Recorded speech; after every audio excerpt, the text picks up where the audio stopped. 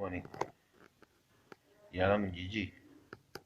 Aprili 2, 2019, Nabii alitoa unabii na maombi ya kinabii katika nchi ya Sudan. Akasema nimeona rais wa nchi akiachia madaraka. Amen.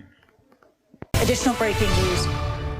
This out of Sudan. After 30 years in power, President Omar Al-Bashir has been forced out of power by the country's military. The army has dissolved the government and declared a state of emergency. Military sources say it all started before dawn on Thursday morning. Al-Bashir was told by his security chiefs that there was no alternative but to step down, and he went quietly.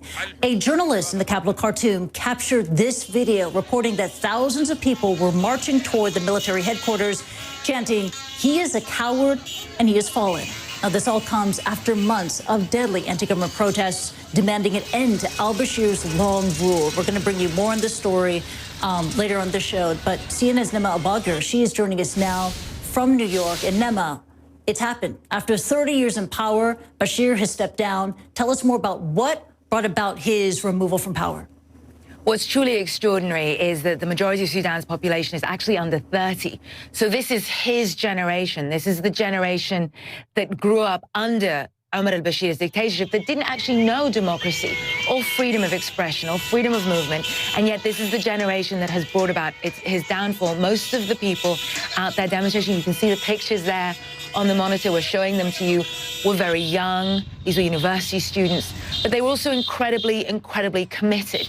They stared down live ammunition. They stared down tear gas canisters. We were able to get in a few weeks ago and show that they stared down an infrastructure of oppression and torture. The question is, for them, what now? Well, the self-proclaimed Military Transition Council has said that there's going to be a 2-year transition. And already many of those that we're speaking to on the ground say, this is not what we protested for. They want a civilian transition. They want civilian rule, Christy. And the Sudan Professionals Association, which was the association that organized and led many of these protests, is calling on many of those on the streets to stay on the streets because they know that now is when they have the most leverage. But what is so absolutely extraordinary is that, as we understand it, it was among those closest to Omar al-Bashir, his defense minister, his security chief, the head of the rapid support forces, they were the ones who went and finally told him at around 3:30 this morning, Christy, it's time, Mr. President, to step down. And Nema, tell us about the man who has fallen from power. You know, after decades of strongman rule of Sudan, Omar al-Bashir, he has ruled for 3 decades. He is wanted on war crimes. Remind us why.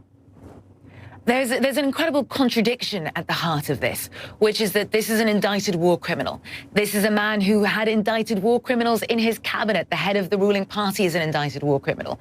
The former interior minister is an indicted war criminal. He's wanted on counts of crimes against humanity and war crimes, and he's accused of utilizing rape as a weapon of war in the Darfur conflict. He's accused of sparking regional atrocities, and yet this is also the man that the European Union gave hundreds of millions of dollars to help stem the flow of illegal migration through Sudan. This is also the man that in November the FBI reached a counter-terror cooperation agreement with.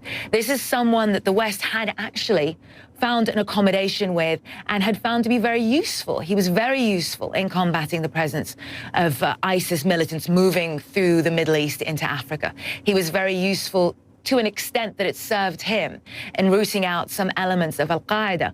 So it's extraordinary that just as he was deemed to be tolerable by many Western powers, in spite of being an indicted war criminal, that this is the point at which it finally tipped for his people.